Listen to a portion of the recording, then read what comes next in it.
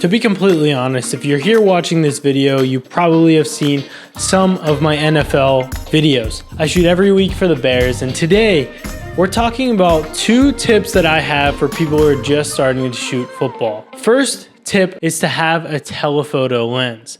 What is a telephoto lens? It's those big gray lenses that you see on the sidelines of these games. There's one that a lot of people use, and that's the one that I actually use. It's the 400mm f2.8. We actually have it right here. This big boy. You see this? This thing is not cheap, and you're probably gonna have to rent it. But is it worth it? Absolutely. This thing is an absolute beast. I've gotten shots like this one, and this one, and this one, all on this lens, and it is just beautiful. It is a nice, tight zoom that captures these moments because you're so far away whenever you're on the sidelines of these games, captures these intimate moments and still showing that player individually sometimes, but just showing everything separated from the background. Now, this lens, as I mentioned, is not cheap. I think it starts around like $1,200 to $1,300, and this one actually might be more expensive. This is the RF 400mm 2.8. I use it on my Canon R5, and I mean, it's amazing, but it's really not that easy to get your hands on because you're not going to go out there and spend that much money on a lens. I'm shooting every home game for the Chicago Bears, and I'm not even considering buying this thing. So let's talk about a more affordable option. This right here is a 70 to 200 f2.8. Now, if you know anything about this lens, it's kind of one of the staple lenses that people have. So the 70 to 200, this comes in, I believe, at about $1,500. This is the 70 to 200 Mark III f2.8. This is the EF version. If you see right here, I have an adapter on it so that I can use an EF lens on an RF lens mount. And that's just so I can use it on the R5. I have the one with the adapter, and while we're not going to talk about that a ton right now, I actually recommend the converter with the adapter because it adds one more way for you to control your lens.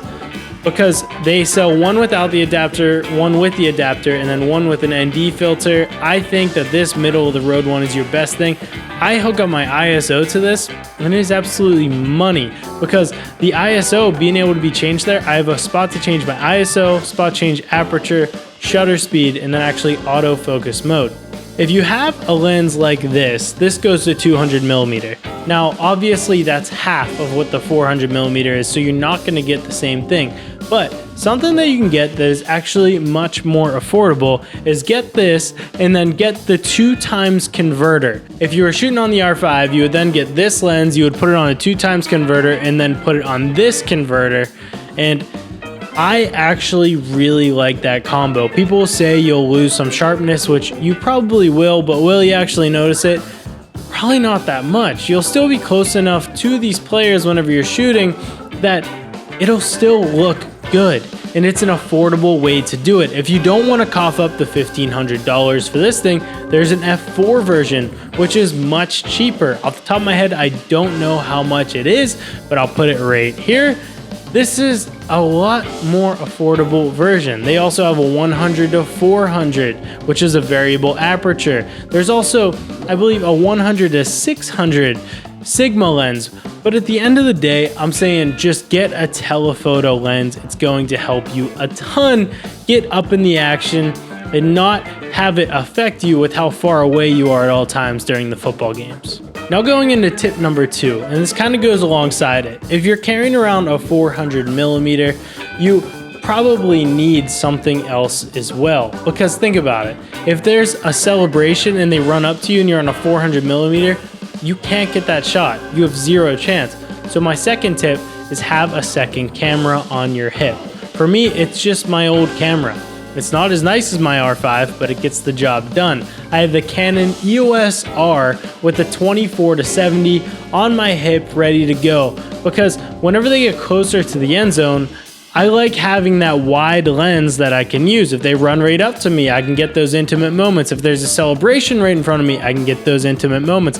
If there's even a catch right in front of me, I can whip up that camera, click, click, click, and I got it. something I wouldn't be able to do with the 400mm. The reason you want that second camera is because you want your shots to differ.